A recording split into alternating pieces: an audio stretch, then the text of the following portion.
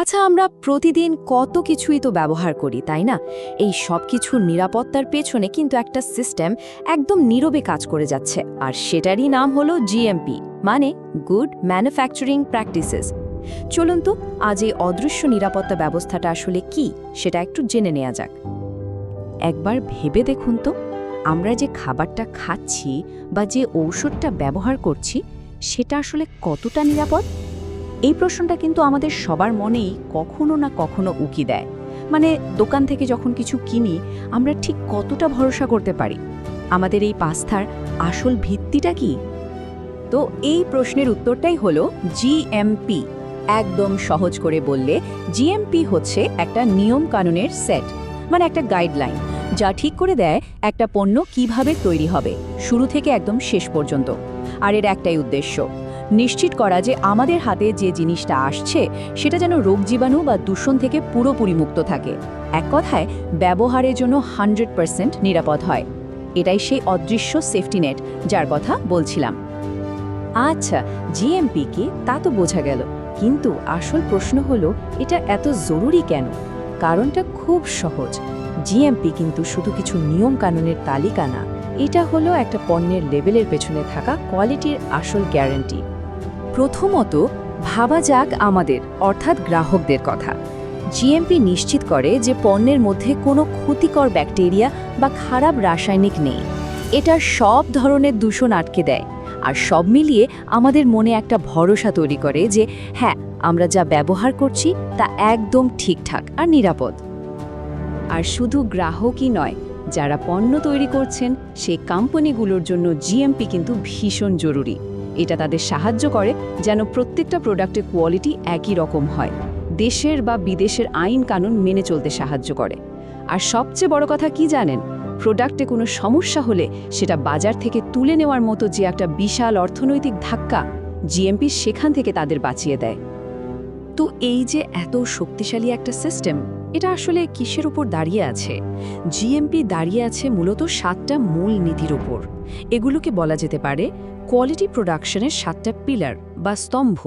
চলুন এই পিলারগুলো কি কি সেটা এক এক করে দেখে নিই।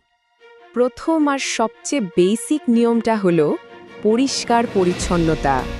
যেখানে প্রোডাকশন হচ্ছে সেই জায়গাটার দেওয়াল, মেঝে, এমনকি যন্ত্রপাতি পর্যন্ত সব কিছু একদম ঝকঝকে, তকতকে আর জীবাণুমুক্ত হতে হবে।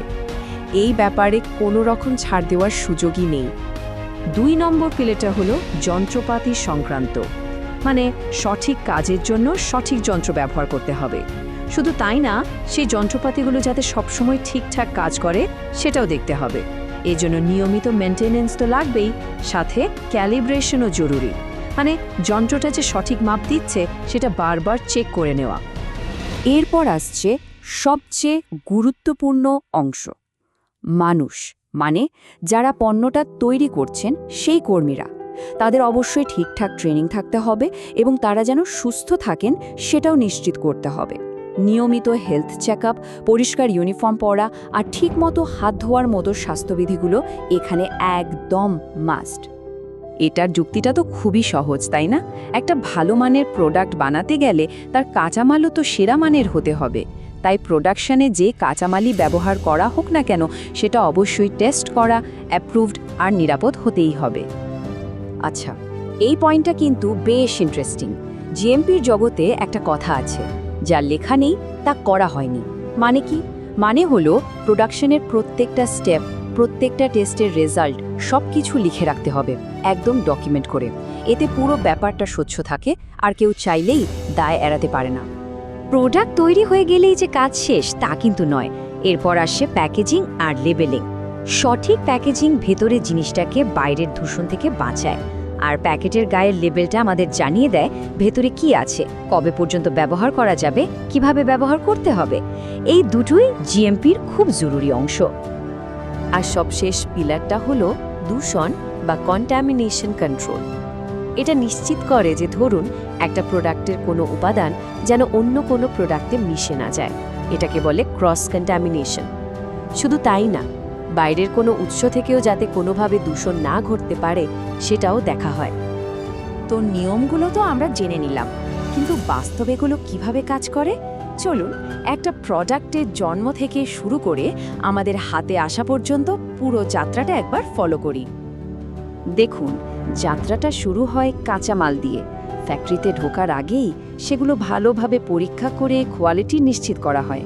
তারপর একদম পরিষ্কার পরিবেশে জীবাণুমুক্ত যন্ত্রপাতি দিয়ে শুরু হয় প্রোডাকশন। তৈরি হয়ে গেলে সেটাকে সঠিক লেবেল লাগিয়ে জীবাণুমুক্ত কন্টেইনারে প্যাক করা হয়। এরপর সঠিক তাপমাত্রা আর আর্দ্রতায় স্টোর করা হয়। আর হ্যাঁ, এই পুরো জার্নির প্রত্যেকটা স্টেপের রেকর্ড কিন্তু যত্ন করে ফাইল করে রাখা হয়। এটাই হলো বাস্তবে জিএমপি। তাহলে এতক্ষণের আলোচনা থেকে আমরা কি বুঝলাম?